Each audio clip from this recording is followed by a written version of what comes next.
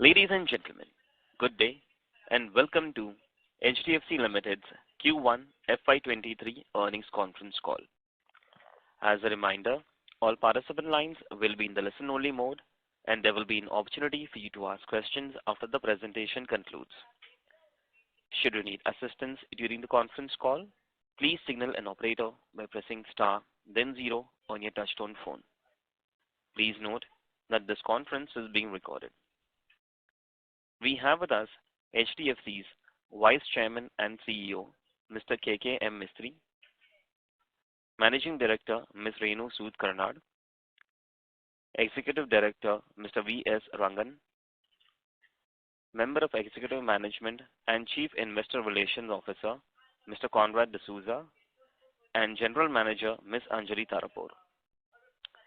I now hand the conference over to Mr. K.K.M. Mistry.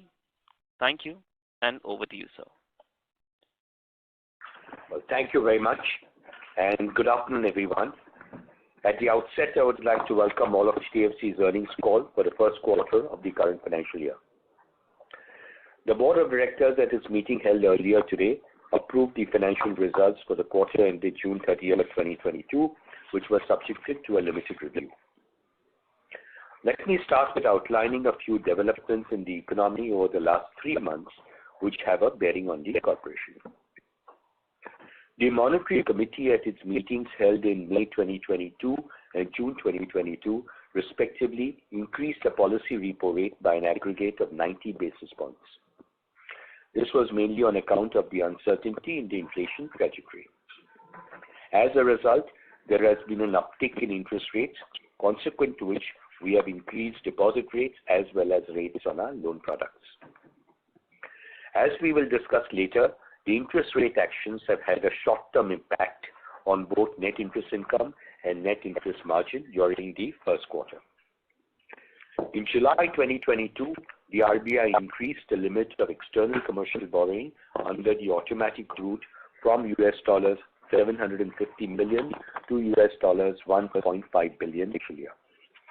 We are in the process of raising funds under this window of about $1.1 billion. The momentum in the economy was extremely strong throughout the quarter and is reflected in a pickup in individual loan disbursements and a 19% growth in the individual loan book, which is the highest growth that we have achieved in the last 32 quarters. Similarly, collection efficiency has continued to improve month after month, with over 99% collection efficiency on a cumulative basis during the quarter. Over the next few minutes, I will give you a summary of the key highlights of the performance for the quarter. Let me start by quickly summarizing the progress of our business throughout the quarter. Our individual loan approvals for the quarter in June 30th, 2022 were higher by 60% compared to the corresponding quarter in the previous year. For the quarter ended June 30th, 2022, individual loan disbursements grew by 66% over the corresponding quarter in the previous year. Disbursements in quarter 1 were the highest ever disbursements in the first quarter of any financial year and were over 60% higher than the previous best. Housing disbursements constituted 93% of individual disbursements in the first quarter of financial year 23. Growth in home loans was seen in the affordable housing segment as well as in the middle and high income groups. 92% of new loan applications were received through the digital channel. During the first quarter, we sold individual loans aggregating to rupees 9,533 crores. The individual loans sold during the last 12 months amounted to rupees 32,499 crores. These loans were all assigned to HDFC Bank pursuant to the mortgage sharing agreement with the bank.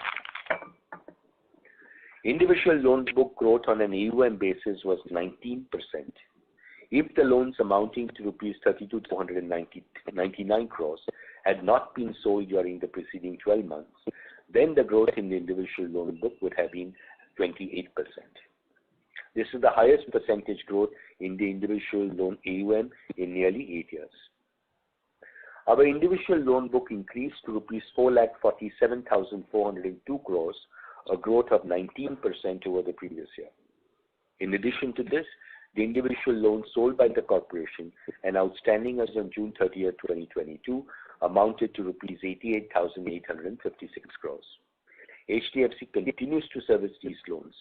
Individual loans outstanding on an AUM basis amounted to rupees 5,36,258 crores. As of June 30, 2022, our non-individual loan book grew by 8% on an AUM basis compared to the previous year. We continue to have a reasonably healthy pipeline of non-individual business over the last 12 months. We have also seen some repayments and prepayments of earlier facilities and resolution of some stressed assets, and this has resulted in a lower growth in the non-individual segment. We currently have a good pipeline of construction finance loans as well as in the lease rental discounting segment, and we expect non-individual AUM growth to accelerate in the coming quarters. The overall loan book is now rupees 5,81,040 crores, a growth of 16%. The total assets under management as of June 30, 2022 amounted to rupees 6,71,364 crores as compared to rupees 5,74,136 crores in the previous year, a growth of 17%. If no loans had been sold during the preceding 12 months, then the growth in the total loan book would have been 23%. Prepayment on retail loans on an annualized basis amounted to 10.2% of the opening loan book. This is within the normal range, which is between 10 and 12%. The average size of individual loans for the quarter ended June 30, 2022 stood at rupees 35.7 lakhs as compared to rupees 33.1 lakhs in FY23. The contribution in value terms from the higher income group, defined as customers with an annual family income of rupees 18 lakhs or more, has increased during the year to 50% from 45% during the corresponding period in the previous year. Our trust on affordable housing loans continued. During the quarter ended June 30, 2022, 23% of home loans approved in terms of number of customers and 10% in value terms were to customers from the economically weaker section and the lower income group. The average home loan to customers in the economically weaker segment amounted to rupees 11.1 lakh, and to customers in the lower income group segment amounted to rupees 19.7 lakhs. If we break up the loan book outstanding on 30th June 2022 on an AUM basis into different categories, then individual loans constituted 79% of the total loan book, the same as compared to the previous year. Construction finance constituted 9% of the total loan book. Lease rental discounting loans constituted 7% of the total loan book, while corporate loans constituted 5%. If you were to look at the incremental loan book growth, then for the quarter ended June 30, 2022, the entire growth is from individual loans. However, we expect the proportion of individual to non-individual AUM to normalize in the coming quarters. 97% of the loans were sourced through distribution channels. However, this is largely through HDFC Sales, a 100% subsidiary of HDFC Limited, as well as through HDFC Bank.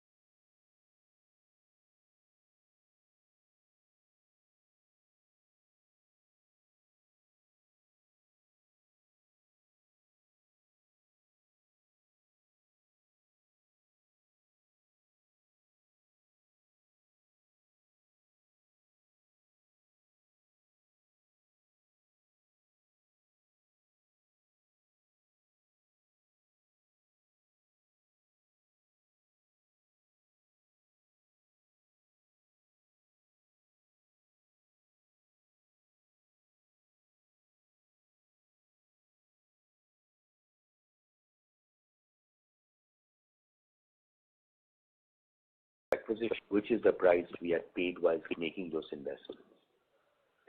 These investments are not accounted for on a fair value basis. If we were to mark to market the listed investments as of June 30th, 2022, the unrealized gain, which is the difference between the market price on 30th June 2022 and the carrying cost, would be as much as rupees 2,17,223 crores. This unrecognized gain is not part of our net worth, nor has it been considered in our capital adequacy calculation. Our capital adequacy ratio on June 30th, 2022 stood at 21.9%, of which Tier 1 capital is 21.4% and Tier 2 capital at 0.5%. The capital adequacy is well above the regulatory requirement.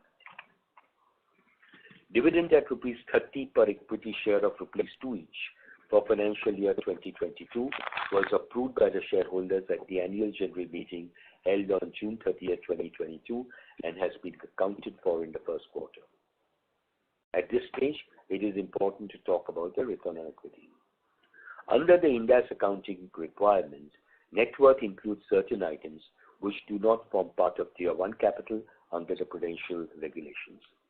These include Ind AS transition reserve, deferred tax liability on special reserve, fair value gains on investments through OCI, investments in subsidiaries and associates in excess of 10% of the net owned funds, and securitization gains recognized upfront in accordance with Ind AS requirement. These items aggregate to rupees 19,886 crores. Hence, Tier 1 capital is rupees 98,455 crores as against the reported net worth in June 2022 of rupees 1,18,341 crores. A more appropriate way of calculating the return on equity would therefore be on regulatory Tier 1 capital as against the conventional method of computing it on total net worth. Annualized return on equity based on Tier 1 capital for the quarter ended June 30th, 2022 is 15%. As of June 30th, 2022, the corporation's total borrowings amounted to rupees 5,17,452 crores. Term loans including external commercial borrowings of $1.6 billion equivalent and refinance from the National Housing Bank accounted for 26% of the borrowings. Market borrowings, that is NCDs and commercial paper, accounted for 41% of the borrowings. Deposits as at the quarter end amounted to rupees 1,70,823 crores and constitute 33% of the borrowings. Further to RBI increasing the limit of external commercial borrowing under the automatic route, the corporation is in the process of raising a 3-year external commercial borrowing for on-lending for affordable housing, and the facility will also align with some of the sustainable development goals. Further details will be intimated shortly, but the expected all-in cost on a fully hedged basis will be comparable with domestic borrowing rates for a similar tenor. Our immediate plan is to raise an amount of $1.1 billion. I will now move to the statement of profit and loss account. The first quarter has seen a somewhat volatile interest rate environment, and therefore some of the numbers of the current year are not very strictly comparable with the previous year. Firstly, as mentioned earlier, net interest income and net interest margin were temporarily impacted by the mid-month increase in rates in both May and June, and the transmission lag between the increase in borrowing costs and the increase in lending rates. I'll come to that in a minute. Secondly, as a result of volatile equity markets, the gain on fair value of investments through the profit and loss account was just rupees 8 crores in this quarter, and this compares to as much as rupees 402 crores in the first quarter of the previous year. Thirdly, the expense ratios are higher as we incurred expenses upfront on staffing, loan processing, and branching to meet the significant increase in demand for housing loans. There was also an increase in legal expenses during the quarter as we saw an increase in business as well as resolution of some stress tests. Needless to add, whilst these expenses have been incurred upfront, the benefit of the expenses incurred will accrue over the next few quarters. On the positive side, it is important to note that credit costs are lower than the credit costs in the corresponding quarter in the previous year as a result of improved asset quality and higher collection efficiency. Dividend in the first quarter is higher than the first quarter of the previous year, primarily on account of dividend received from group companies. Dividend from HDFC Bank will be received in the second quarter. Before I get to the net interest income, let me detail issues which have had an impact on the net interest income. In the first quarter of financial year 2023, we have had rate actions which have had an immediate impact on borrowing costs, which in turn have not been simultaneous with the transmission of rates on the asset side. Secondly, in the first quarter of the year, there was a disruption in the business activity in the economy as a result of the second wave.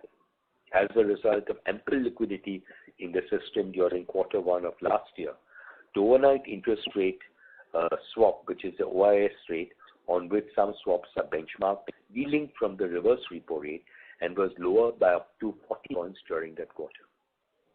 This led to us benefiting from the lower swap rates, which resulted in an expansion in NIM to 3.7% during the first quarter of the previous year. At that stage itself, we had categorically indicated that this level of NIM was not sustainable. This delinking corrected in the latter half of last year. Thirdly, in May 2022, RBI increased the repo rate by 40 basis points, and there was a further increase of 50 basis points in the repo rate in June 2022, making it an aggregate of 90 basis points during the quarter. As you are aware, each individual loan has a quarterly reset mechanism and is based on the original month in which the loan is disbursed. Thus, in the event of any interest rate change in the entire loan portfolio reprices over a 3-month period, that is roughly 1/3 of the portfolio reprices each month. Thus, whilst we have had an immediate impact on borrowing cost, the lending portfolio will reprice over a quarter. This transmission lag has had a material impact on the NII growth for this quarter. We have passed on the increase in rates by increasing our PLRs by 90 basis points, but there was a short-term impact on NII growth during the quarter. This should be regularized over the next few months. We have since revised the reset norms for our incremental individual loans from a quarterly to a monthly cycle to reduce the impact of transmission of rate changes. This should minimize the risk of transmission in the event of any future rate hikes for new loans. Lastly, the proportion of the retail loan book has increased to 79% over the last 2 to 3 years. Net interest income purely on the basis of interest without taking cognizance of the profit on sale of loans during the quarter ended June 30th, 2022 amounted to rupees 4,447 crores compared to rupees 4,125 crores in the quarter of the previous year, a growth of 8%. If we adjust for the one-time impact of the transmission lag in passing on the rate hikes to the customers, as well as the impact of the swap benefits in the previous year, the NII growth would have been 16%, which is in line with the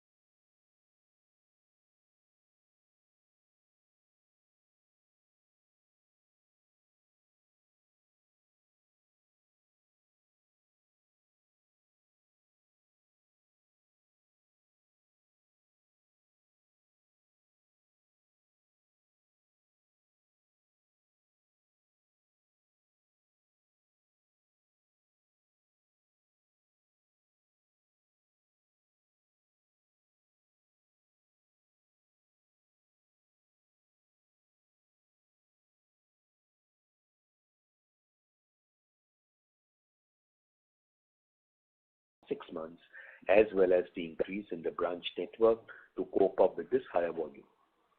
The benefit of these cost increases will be derived over the next few quarters.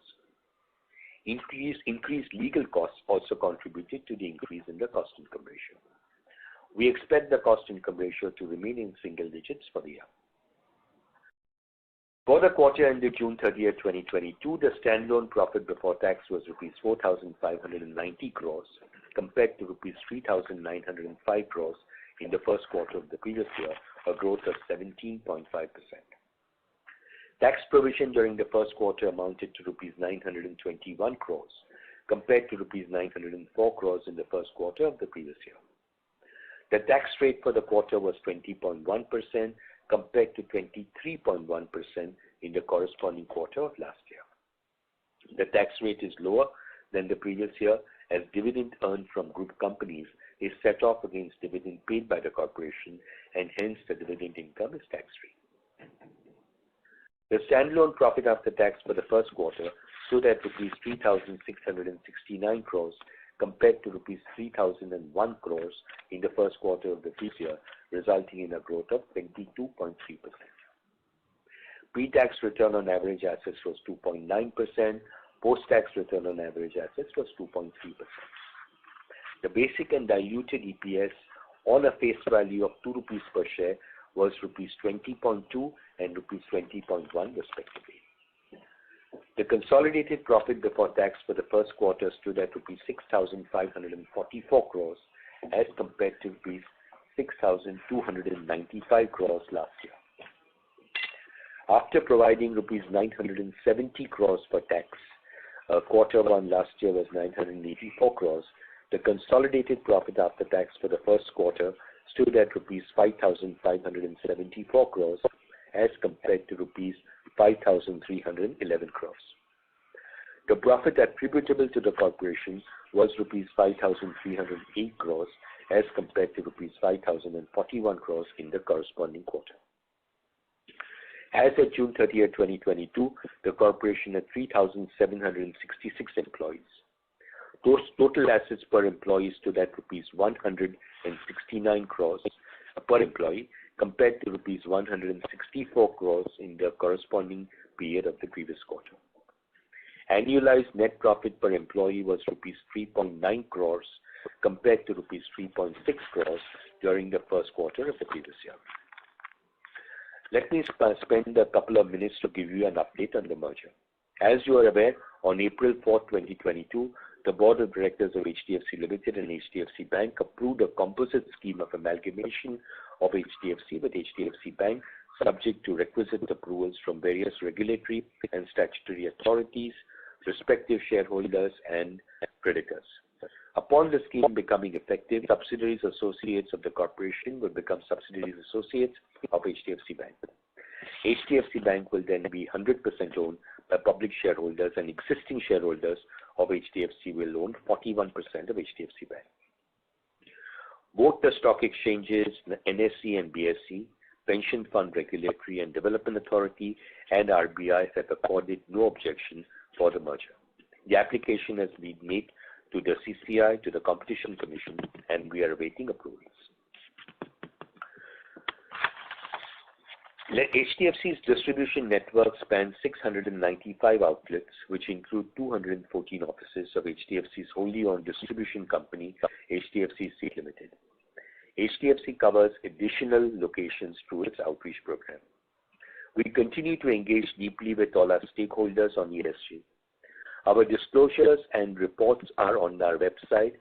The Business Responsibility and Sustainability Report was laid out by SEBI, which will be a mandatory requirement from financial year 23.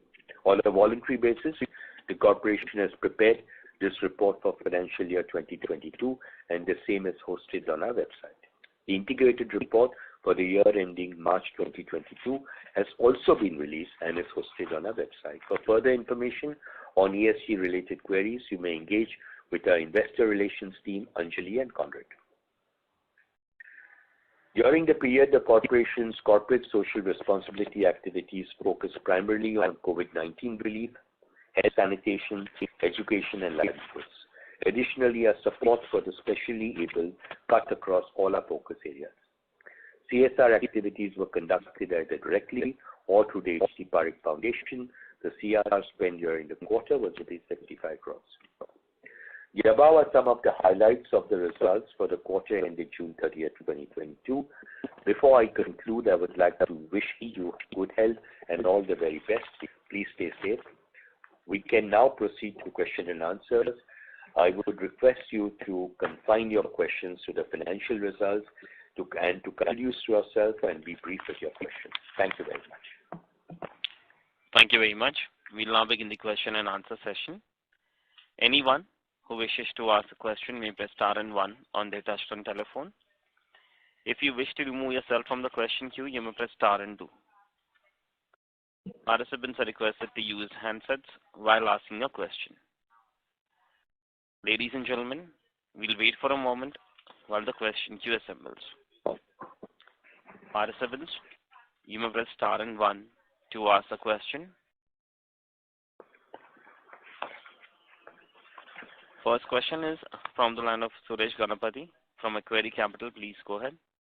Yeah, hi KK. I just had a question on this life insurance stake increase. Now, what is the logic of going up just by 1%? I understand HDFC Life just wanted 2,000 crores, but can you not take it to 50%, or have you discussed with RBI that you can take it to 50? Just some contours of the deal would be great. All right, so I'll tell you quickly. The HDFC Life's solvency ratio had come down to about 176% as a result of the merger with Exide Life. Consequent to that, it was necessary for them to raise additional capital, and therefore the idea was to take the solvency ratio to about 210%, and this 2,000 crores will take it up to 210%. Yeah, but then, is there any communication from the RBI? Can you hold 50%? Why can't you put another 1% and take it to 50%? Because it then really doesn't, face you a problem of asking for reduction of the stake, right? Or increase of the stake, sorry. If you were to do that. Yeah. So Suresh, when we announced the merger at that time, we had said that we would like our stake in the insurance company to go up to over 50%. Correct. But for that, we are still awaiting the detailed guidelines on what the RBI would like us to do. So if we were to do any further stake increases, it would obviously be with the knowledge and comfort of RBI. This stake sale was necessary largely as a result of the reduction in the solvency ratio of HDFC Life. Okay, fine. And this doesn't require any approval from any regulatory authorities, right? We've obviously talked to the IRDA. We've already sent a letter to RBI, but this is more a regulatory requirement. So it was a regulatory requirement to increase the capital and promote a stake. Okay, fine. Okay, that's clear. And the second aspect is on margins. Of course, it's come down a bit because of the interest rate resets and, of course, the increase in cost that you're talking about. But now, with the likely resets going to happen over the course of next coming quarters, can you see these margins inching up from the current 3.4% levels and have a better NII growth?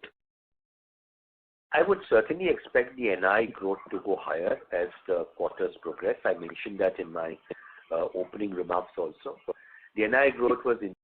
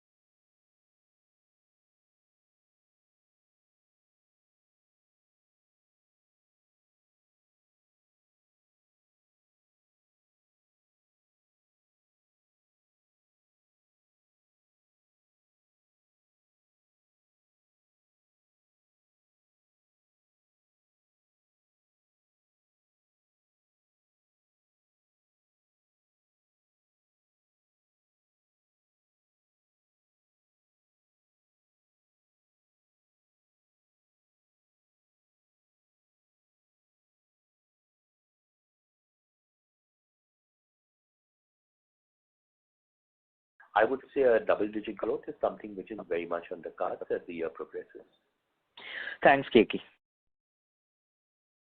Thank you. Next question is from the line of Maruk Ajania from Edelweiss Financial Service. Please go ahead. Yeah, hi. My first question is, could you please quantify the disbursements during the quarter? 42,000.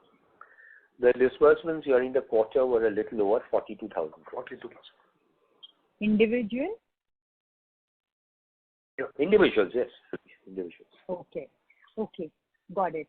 And the quantum of GSEC, so I heard liquidity was 40,000 crore but the quantum of GSEC would be what? GSEC was about 36,000 crores, roughly, on an average. Okay, got it. And I just had a question on the merger. So basically, when the merger happens, how much of HDFC's book does not qualify for a bank's book? Not very significant at all. Almost everything that we do is something the bank can also do. There may be just one or two small we do, like, for example, if there is a loan against shares or something like that, then that would not qualify in the bank. But that for us is a very, very, very small amount. Okay. So it will be like less than 1 to 2% of the total loans? I would think it will be less. Yeah, I think it will be less than 1 to 2%. Okay. Thanks a lot. Thank you. Thank you.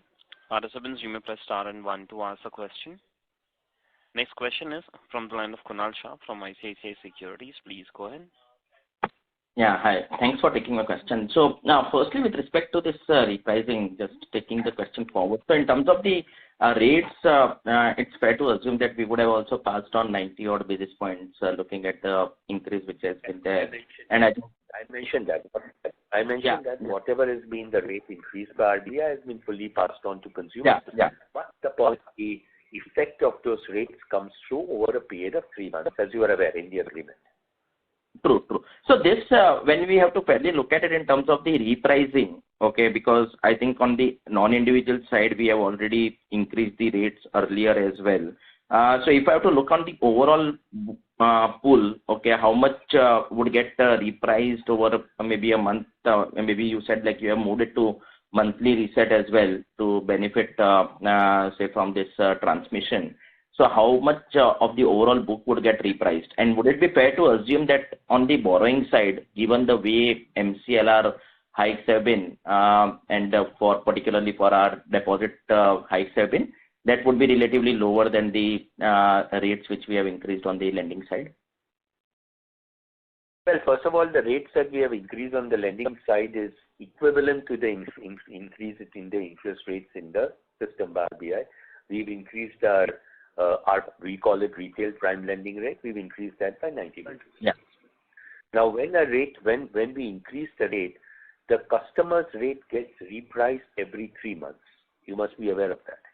So it's not that supposing we reprice the loan, let's say in the month of June, and a customer had taken a loan, let's say in the month of, hypothetically, in the month of May, then his loan will only get reset 3 months from May, which means it will get reset in August. So even though we would have increased the interest rates in June, this particular customer's loan will get reset in August. So to answer your question, 100% of the book will get repriced over a period of 3 months. Now, incrementally going forward for new loans, what we've done is we have reduced the period from 3 months to 1 month. Okay, so that's only on the incremental loans. Got it. Okay. Yes. And fair to assume that the borrowing side increase would be relatively lower, apart from the maybe the bond market borrowing. But if I have to look at it on the bank borrowing and the deposits. See, over a period of time, interest rates have been so volatile that for me to give you a number on where interest rates are, it just changes literally every second or third day. Because with the Fed now raising rates by 75 basis points, as you know, bond markets have rallied and there has been a general, belief that hikes will not be as significant as they were earlier expected. So a combination of all of this is that it's a little difficult to sort of predict where the interest rate rises would sort of end up. But yes, logically you're right.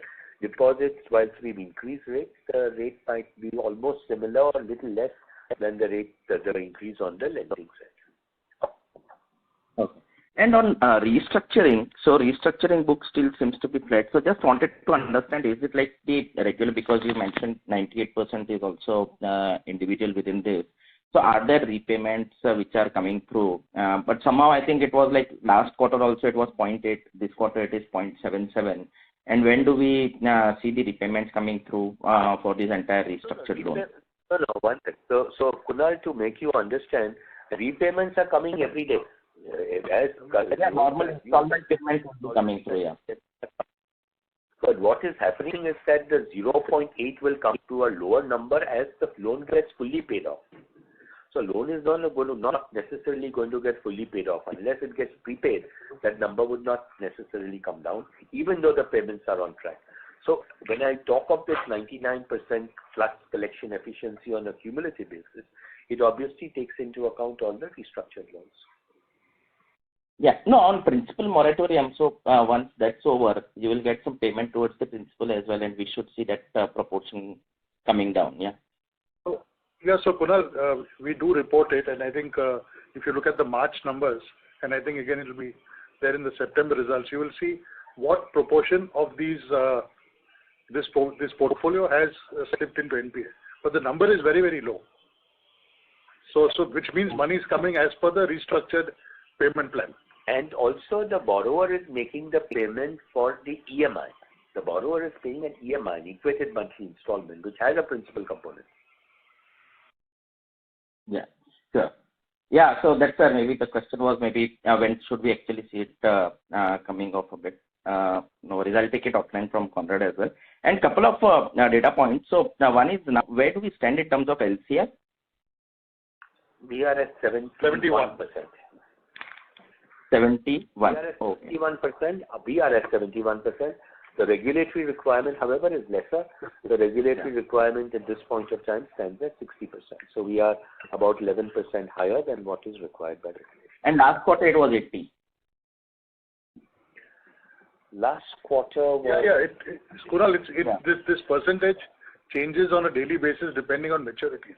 It's a rolling 30 days. So it will never be a static number, but the average for this quarter has been 71. On certain days it could be 80%. The 80 which was reported would have been the number as of 31st of March.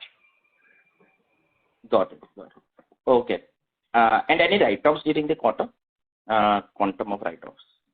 I mean, there will be some usual write-offs which would have happened. I think it's about 400 odd crores which we've done. So normal write-offs, yeah. Write-offs which we've done also for from a prudential sort of standpoint. Sure. Okay. Thanks. Thank you. Next question is from the line of Anand Bhavnani from White Oak Capital. Please go ahead.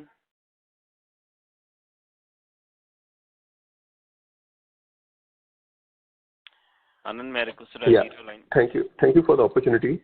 Two questions from my end. One is in the opening remarks, you had given a number that about 30% of the loans were sourced from our associates. So can you give us a sense of how many distinct branches of the 6,500 odd branches that HDFC Bank has would have contributed to the loan origination? HDFC Bank accounted for 30% of the business that was done in this period. They have about 6,500 branches as of March, and they would be sourcing loans from, at the moment, from less than 2,000 branches. I wouldn't have the exact number, but I would say it's closer to about 1,800 or something in that range. So historically, what have been the reasons that we have not, used the full extent of their on-ground presence? Reasons which we talked about in the past also when we talked about the merger, which you may be aware of. We had said that we would like to do loans only from locations where we have a nearby HDFC office, because at the end of the day, the credit appraisal, the legal processes, the technical processes all have to be seen by HDFC. So that's why we did not source loans from other locations. Also, in a way, we want to sort of keep some sort of a limit on the total amount of business that just a bank could generate. But now, after the merger is completed, there would obviously be no such requirement, and period of time, the entire 6,500 plus branches of the bank would start sourcing housing loans for us. Also, I think HDFC Bank has put it on record that they have about 68 million customers, and out of 68 million customers, just about 8% have taken housing loans. And only 2% have taken housing loans from HDFC. So therefore, there is the ability to sell to this vast pool of customers who have not taken loans. Noted. Second, sir, is a accounting query. I see there is other comprehensive income. Can you give us some color on that? It's quite a sizable number. Rangan, you want to answer that? It would be largely the mark-to-market investments. So there would have been some appreciation in the value of probably Bandhan Bank or something like that, which would have contributed to the higher other comprehensive. No, sir, it's negative figure actually. It's 469 negative. So so it would contribute to the lower other comprehensive income. This is a figure which is not in our control. It is market determined. So investments in most investments, other than the investment in things like RBL Bank or our investment in CAMS, most of our other investments are through the OCI route. So market price of shares will go up and down quarter by quarter. Some quarters may be higher, some quarters may be lower.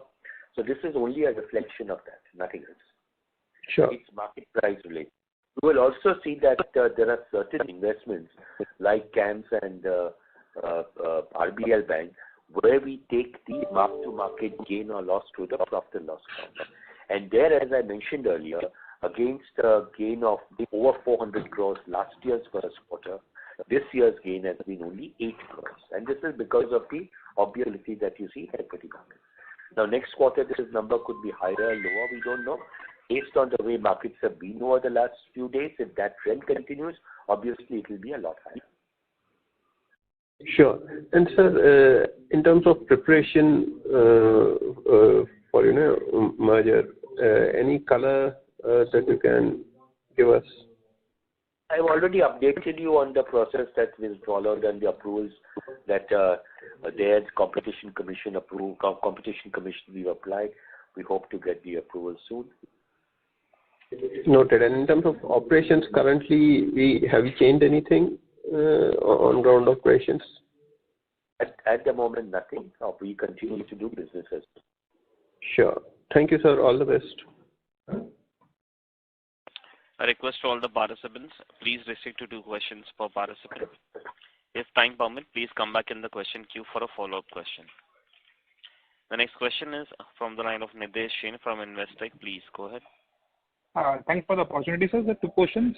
First is, with respect to the merger, in preparation of the merger, do we plan to make any changes to our liability mix before the merger so that the transition is smoother?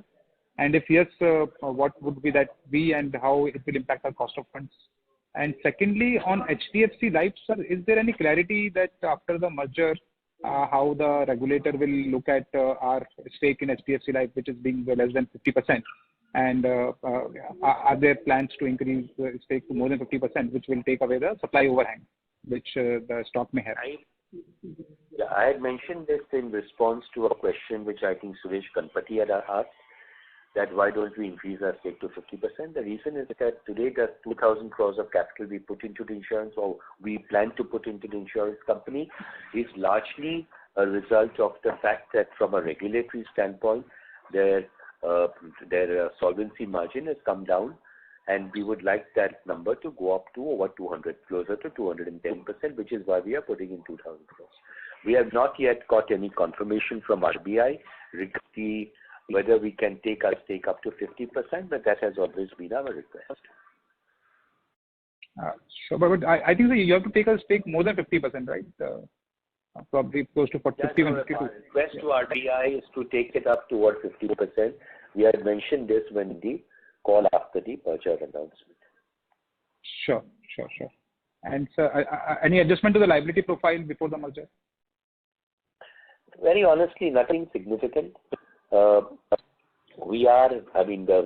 mix of liabilities has broadly remained the same, whether you are looking at 31st March or you are looking at 30th June. Broadly, there would not be much change.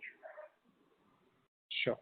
Thank you, sir. That's it for my side. But as I said, we are looking at this external commercial borrowing of 1.1 billion, which was not there in the last couple of years, because last 2 years, because of COVID, there was no way to access the international markets.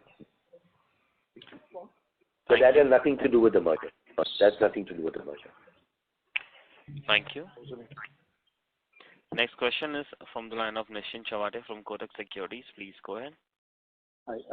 Thanks for taking my question. The question is on your, the ECL coverage on stage 1 and stage 2 loans. You're still north of 1%, well above 1%. I think it's almost 3-4 quarters now that, the real estate cycle has turned around. So somewhere we have much more comfort on what's happening to the asset quality or what can happen to the asset quality year on. So, when would you kind of, either release some of these provisions or probably write off some of the loans which, where do you think that there is going to be genuine stress? So it's something we keep reviewing all the time, but we would always like to have a provision level which is higher than what is by regulation. But having said that, as I mentioned earlier, the credit cost, which is effectively your charge to the P&L account plus the write-offs, has come down from about 50 basis points in the first quarter of last year on an annualized basis to about 33 basis points in the first quarter of the current year. But this 33 and 50, you must understand, is annualized. Sure. Thank you. Thank you. Next question is from the line of Adarsh from CLSA. Please go ahead. Hi, sir. Congrats on good numbers. So this is a follow-up on that liability question. Just thinking, while the things have been static in the last few months, as you get more and more regulatory approvals in certain of the merger, would you intend to increase the duration of some of the borrowings, given that the merged entity, the bank, would really, even if there is a grandfathering, it just relieves the pressure. So I'm just trying to understand that as you get into the merger for the next 12-18 months, will you aim to increase duration, and that could cost money because longer dated paper would cost more money? Yeah, but you must also understand, Adarsh, that even when you raise long-term money, you swap it into short-term rates. You swap it into current rates because all our loans are floating rate loans. So whether you are doing 10-year borrowing or you are doing theoretically 1-year borrowing, your floating rate cost is not going to be very different. But yes, there would be a conscious attempt to try and see if we can increase the duration of assets as we move, our liabilities as we move into a banking structure. But obviously, it has to be something which has to make sense.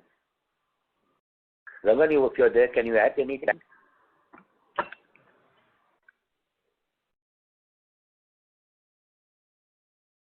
All right, let's carry on.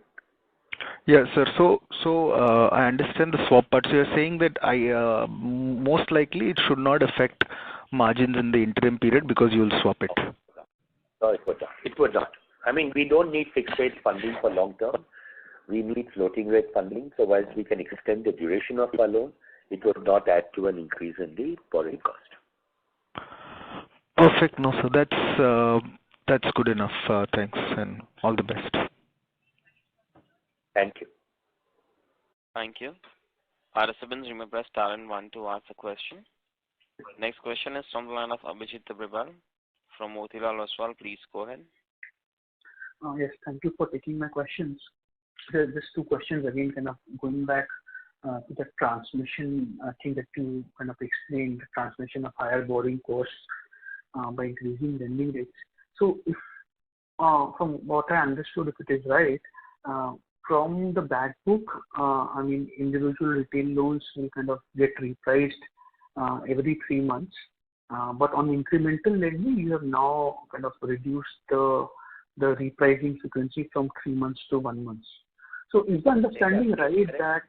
No, one second. Let me clarify this. Let me clarify this, please.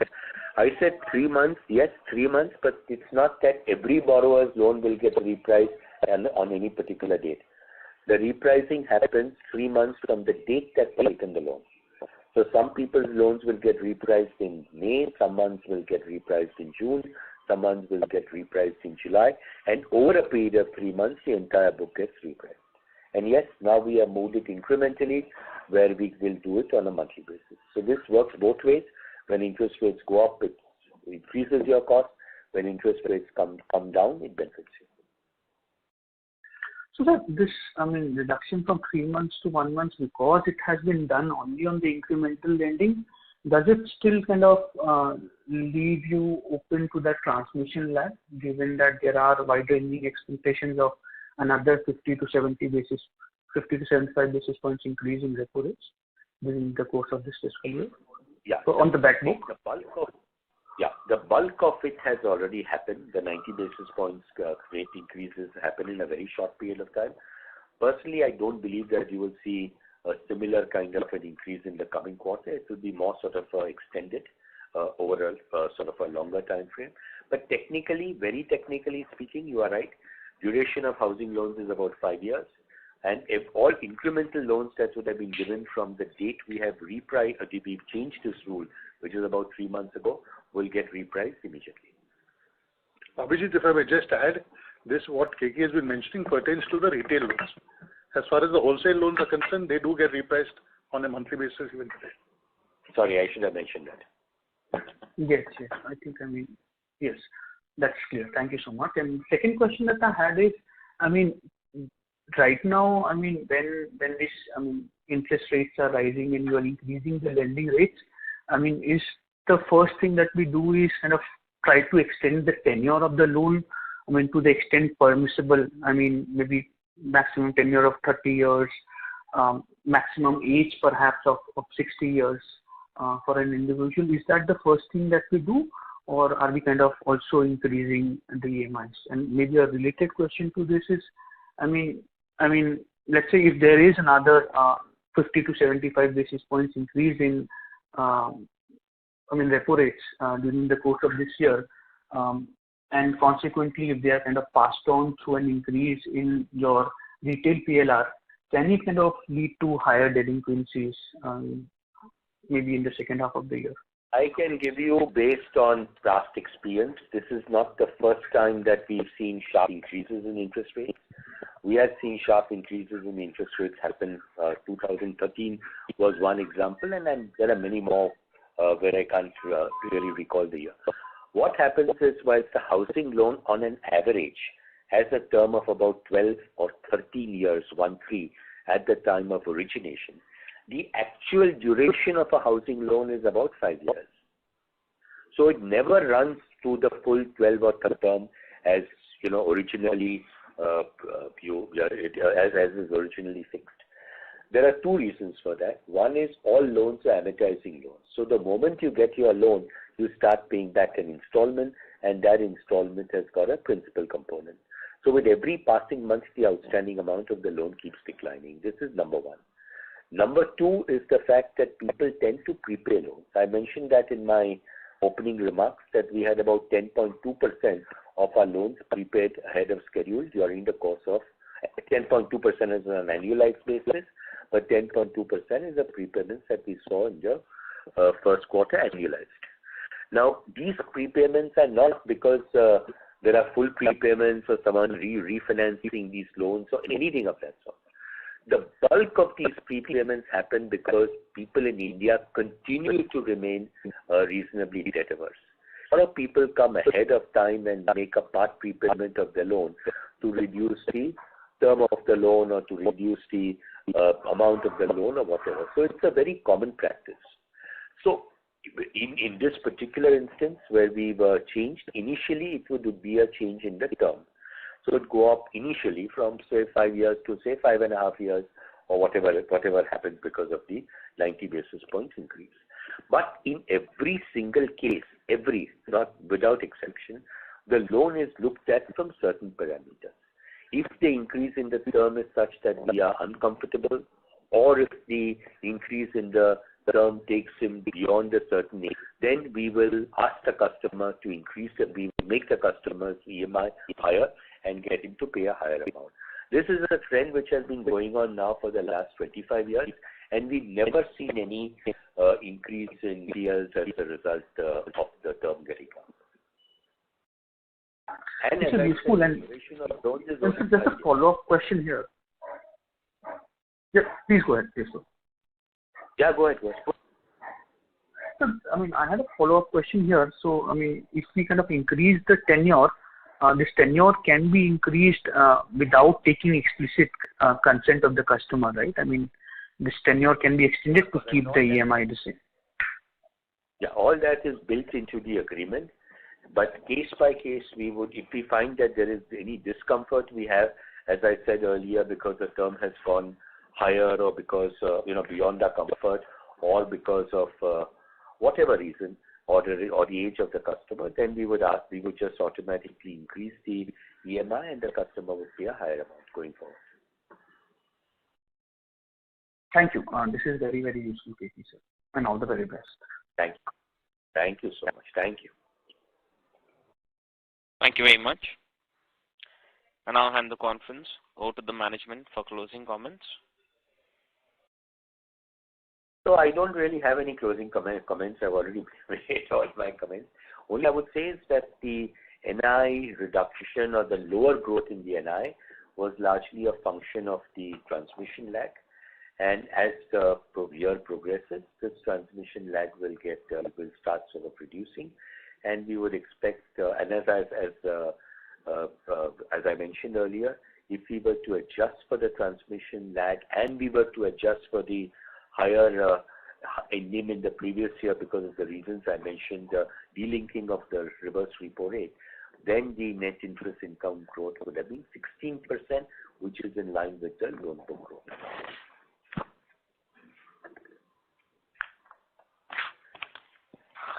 Thank you very much. On behalf of HDFC Limited, that concludes this conference. Thank you for joining us. You may now disconnect your lines. Thank you. Thank you. Thank you, everyone, and stay safe, stay in good health.